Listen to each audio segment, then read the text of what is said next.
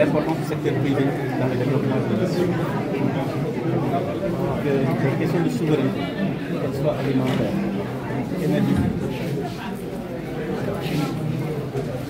sont d'abord la réponse positive aux préoccupations posées par les populations. Nous avons parlé de la souveraineté alimentaire dans la substance Sénégal Henri. Nous avons proposé une solution qui, à notre avis, est la seule, la plus pertinente. C'est que le développement doit être endogène.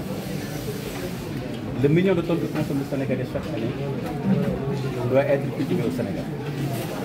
Nous savons tous que le rendement risicole est autour de 7 tonnes à l'hectare sur 2 saisons.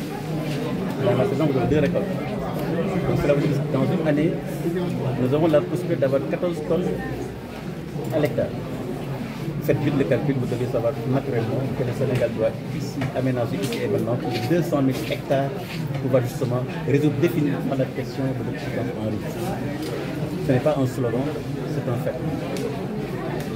Ces 200 000 hectares aménagés pour l'autosuffisance sénégalaise en riz non seulement évitera à notre pays de dépenser chaque année 300 milliards sur le marché international pour importer du riz, ça nous permettra également de baisser le coût d'achat de ce produit denrée essentiel, puisque maintenant il est produit dans le pays. Mais aussi ces 200 000 hectares feront travailler des millions de jeunes Sénégalaises et Sénégalais. Et ils feront également fonctionner l'économie à travers justement les chaînes de valeur, transport, logistique, stockage, commerce, etc. Ça, c'est donc. Nous avons également parlé durant cette conférence avec les camarades de l'importance de l'économie sociale et solidaire. Puisqu'à côté du secteur formel, du secteur privé formel et du secteur privé informel, vous avez également toute une économie qui est la clé de la cohésion et de la stabilité de la nation, c'est l'économie sociale et solidaire. Ce sont les groupements de femmes qui, à travers les associations, arrivent à résoudre les questions du financement de leur activité.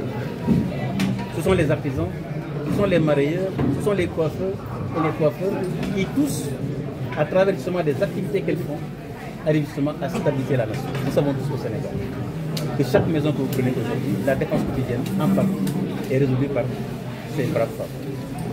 C'est pourquoi nous avons proposé que l'économie sociale et solidaire soit également une priorité, qu'un fonds dédié à l'économie sociale et solidaire soit là, et justement, les questions que ces secteurs ont, notamment l'accès au financement, l'accès au marché, notamment le marché sous-régional africain, mais également la technologie et la formation, que justement ce fonds leur permettent d'acquérir ces compétences et de pouvoir grandir en termes de compétences. Le secteur informel qui fait 90% de l'économie ne peut pas être traité comme un secteur secondaire ou comme un sous-secteur. Puisque l'essentiel des jeunes qui arrivent sur le marché du travail sont absorbés par ce secteur en termes de formation, en termes de capacité, mais également en termes de création d'emplois. C'est pourquoi nous avons proposé justement que ce secteur soit accompagné à travers une agence unique qui va centraliser l'ensemble des besoins du secteur, quelle soit la garantie financière, quel soit l'accès au foncier aménagé. Nous avons dit et répété à l'Alliance pour le Sénégal que chaque commune du Sénégal doit désormais aménager un foncier aménagé pour les artisans de ces villages, pour également le secteur informel, pour éviter cet exode massif qui quitte le monde rural, des communes de l'intérieur vers Dakar, puisque justement les gens n'ont pas d'espace. Donc cette agence nationale va justement centraliser tous ces éléments et permettre à ce secteur informel, je disais donc, qui fait 90% de l'économie, donc c'est des millions de jeunes et de femmes qui puissent justement être capacités et non seulement avoir le marché intérieur, mais aussi accéder au marché sous-régional. C'est ça qui va créer des ressources, ça qui va créer des emplois pour les 10 millions de jeunes que nous avons au Sénégal. Enfin, nous avons parlé des questions de sécurité, des questions de diplomatie et des questions de défense. C'est vrai qu'ils ne se traitent pas sous la place publique ou sur la place publique. Mais la situation que nous avons au Mali, la situation qu'il y a à Gao, à Tombouctou, on ne le souhaite pas, mais bien arriver à Kidira ou à Matam. C'est la raison pour laquelle nous pensons que les questions de sécurité doivent être prises au niveau le plus élevé, mais avec beaucoup de sérieux, et naturellement au niveau national. Puisque la sécurité, ce n'est pas seulement l'armée et les forces de sécurité. La sécurité, c'est aussi les citoyens qui doivent être vigilants. Ils doivent savoir que l'unité du pays, la sécurité du pays est la première clé de la stabilité nationale. Et donc, chacun doit être vigilant pour que justement notre pays soit préservé de ces forces nocives dont le seul rôle c'est de déstabiliser les nations et déstabiliser les républiques. C'est pourquoi, à l'Alliance pour le Sénégal, nous avons lancé un appel pour dire simplement qu'il y a des sujets qui traversent les clivages partisans au Sénégal.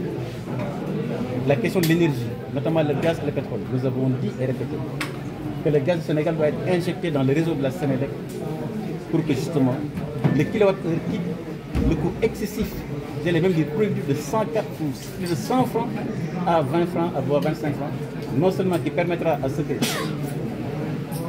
les factures des ménages baissent pour que le ménage justement ait un pouvoir d'achat amélioré, mais aussi ça va attirer les investissements non seulement intérieurs mais aussi internationaux, parce que l'industrie pourra se développer et les grandes industries, notamment la métallurgie pour développer le fer, de faire les mêmes pour se développer.